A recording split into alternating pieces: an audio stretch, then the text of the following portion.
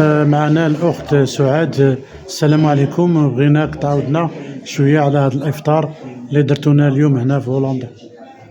السلام عليكم. السلام لكل من سيشاهد هذا الفيديو. نحن متواجدون بمدينة فضور.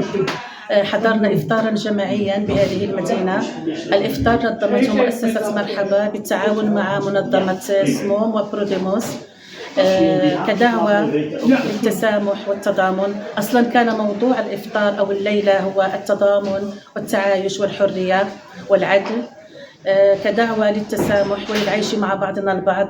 ونحن كمسلمين ندعو لهذا، ندعو للتسامح، لتقبل الآخر واحترام الآخر.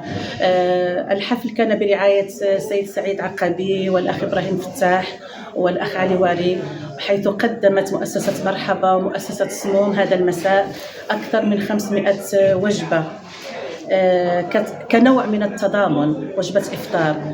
شكرا لهم جميعا على هذا العمل الخير. شكرا للطلبة والطالبات الذين شاركوا في هذا العمل، وشكرا للمتطوعين والمتطوعات. شكرا الأخ سي محمد صاحب القناة، وتحياتي لكم جميعا، وكل عام ونحن بخير، كل عام ونحن بألف صحة وسلامة. تحياتي للجميع. شكرا.